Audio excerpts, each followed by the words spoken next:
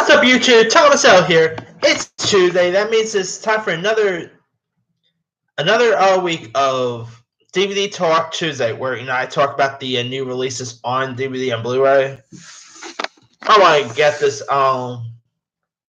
make this last as soon as it is, because I'm guessing Blu-rays and DVDs are not going to be a thing anymore. So, anyway. Coming today on DVD and Blu-ray, the first one I'm going to talk about is Creed 2, which I simply loved. I thought it was really fun. Michael B. Jordan as Adonis Creed once again was awesome. I really like the dude who plays Ivan Drago's son here. That's a really big dude, by the way. Of course, Sylvester Stallone was great. Dolph Lundgren was amazing. Too bad it didn't do so well, because I'll be down to see a third one. I mean, it didn't flop, nothing like that, but it made a little less than the first Creed, so that's a little disappointing. I mean, word of mouth still was strong, and lots of people actually did end up enjoying this, so hopefully we'll see a third one in the future. We'll see, but fingers crossed. Alright, next one I'm going to talk about is Instant Family, which of course stars Mark Wahlberg, Rose Byrne, and Isabella Moner. I love this movie. I really thought this movie was funny. It had lots of heart to it. Mark Wahlberg and Rose Byrne was both great. Moner was really good. The one who plays the two kids, they were scene stealers. I also liked Octavia Spencer and Tig Notaro. They were both pretty funny in this.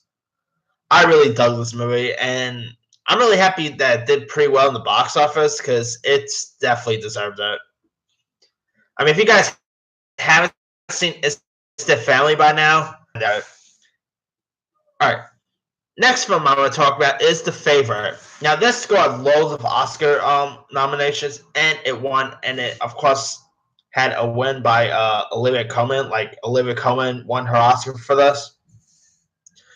I literally thought it was going to be Glenn Close, though, because, Glenn Close been winning loads of awards, and I literally suspected her to win, but I'm happy that Olivia Colman won, because, I didn't really love the movie as most people did. Lots of people call this movie one of the best movies of last year, blah, blah, blah, but I will say one thing. Olivia Colman was incredible in this. I just thought she gave an outstanding performance. And it also had good performances by Emma Stone, Rachel Weisz, Nicholas Hoult. Of course, it was directed by Yorgos Lanthimos, which, of course, scored him a Best Directing nomination. Pretty good little film. It's not great. If I did, the Oscar, if I was responsible for the Oscar nominations, I probably wouldn't add it in the Best Picture race, but it was still pretty decent. Alright, next one I'm going to talk about is Free Solo, which, speaking of Oscars, this movie actually won Best Documentary, which I think that award show went to Won't You Be My Neighbor, but that didn't even win, but what are you going to do? Now, Free Solo, I haven't really seen the film itself, but it's pretty much about this, re-owned rock climber named Alex Honnold, who competes on the most dangerous free solo ascent, becoming the first person to reach the top of Yosemite National Park's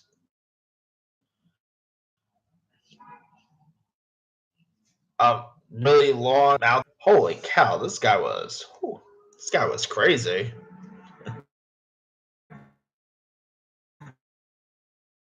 The poster guy looks like 127. I don't know why. I've seen it because I wasn't all that interested in it, but if it's online or something, I'll probably give it a go. Alright, next one I'm going to talk about is Ben is Back. Now, I really dug this movie. Ben is Back, I gotta say, is a completely underrated little gem. You got Julia Roberts, Lucas Hedges, Katherine Newton, who I can't wait to see in Detective Pikachu, by the way, Courtney B. Vance. Movie was directed by Lucas's dad, Peter Hedges. And in it, you got Lucas Hedges, who came out of rehab, so he's going to live with his overprotective mother, who wants to try to keep she pretty much want to try to keep his son, her son away from drugs and stuff like that, and keep it clean for a couple of days and all. Really good little movie. I mean, Julia Roberts. I thought Julia Roberts deserved an Oscar nomination for her performance here. I thought she was that terrific. Lucas Hedges is once again proven he's one of my favorite actors working today. Really good film. If you guys haven't seen it by now, I highly recommend it. I think you'll enjoy it. Also, we got Vox Lux, which stars Natalie Portman, a few other people. You also got William Dafoe. Jude Law was in this. Yeah, I mean, this dancing and just music, that's kind of what it felt like. And the one who plays like Natalie Portman, both Natalie Portman's daughter and the younger version of Natalie Portman, the actress name is Rafi Cassidy. She was incredible in this. I mean, here she plays not one but two roles: a young version of Natalie Portman, and years later she ends up playing Natalie Portman's daughter in this. So, yeah, like in it, Khalees is like a teenage top stardom in 1999 in the wake of a school shooting, and so aided by a talent manager played by Jude Law and her musically gifted sister Eleanor, Khalees turns to the powerful song she discovers at the memorial service into the launch pad for an international music career. And by 2017, her fame has dwindled as a result of a major scandal, and now she's the mother to a teenager, also played by Cassie, by the way. And pretty much the Natalie Portman's character in this, like her character becomes, she pretty much does drugs. She's an alcoholic, and you know how music rock stars work. Yeah, I mean, this movie was pretty decent, and it had some really good cinematography, some good music. If you have a check, man, I think on DVD is a film called Burning, which I haven't really seen, but it's been on. And lots of people say that movie should like scored a best foreign nomination at the Oscars. I haven't seen it, so I can't really comment on that, but maybe I'll give it a go sometime. Also on DVD, there's a film called Fathers and Sons, which I don't really know much about. There's a film called Dead Ant, which looks nuts, and it has an interesting cast. Like you got Tom Arnold, let me pull the cast list. Sean Astin, Jake Busey. Here's what the weird synopsis is about.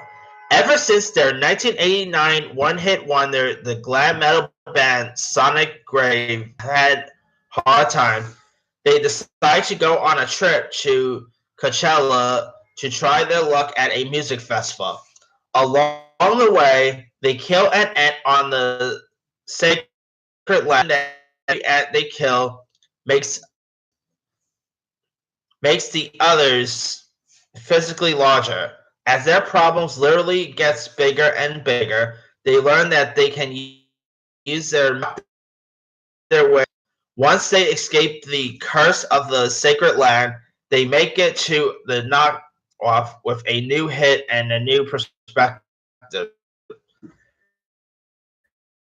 I mean, that sounds really weird. Like in the trailer, and I mean, a movie with giant ants, boy. Ant-Man will love that part, actually. I mean, come on. Of course, we got Ant-Man, which features a couple of giant ants, but this looks weird. I'll give it a go, maybe online whenever I get a chance to. And I mean, Tom Astin, those are weird names to add in this. Also, season 1 of Condor, which I never really seen so much on that.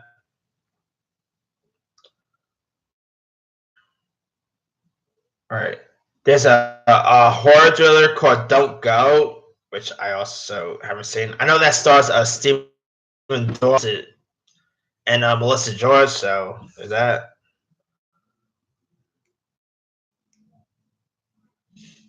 Oh, let's see. There's Fear the Walking Dead season 4. I've seen here and there. It's an okay show. There's Gunpowder, which was a miniseries that starred Jon Snow himself, Kit Harington, which I believe that premiered like 2 years ago, early last year. Now it's released on DVD. That's weird. There's also season 6 of House of Cards, which of course starred Robin Wright, who of course replaced Kevin Spacey.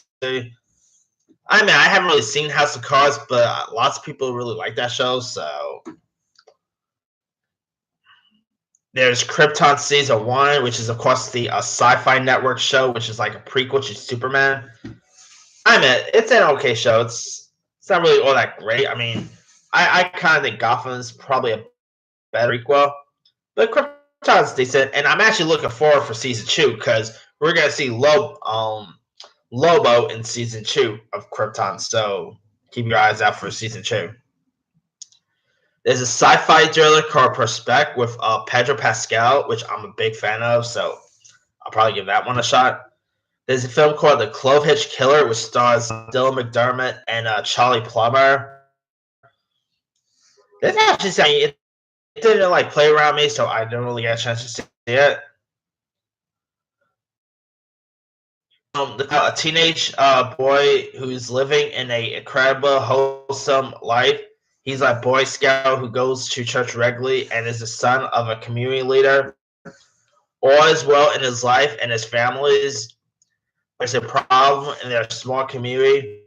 Several women has been killed after being tortured.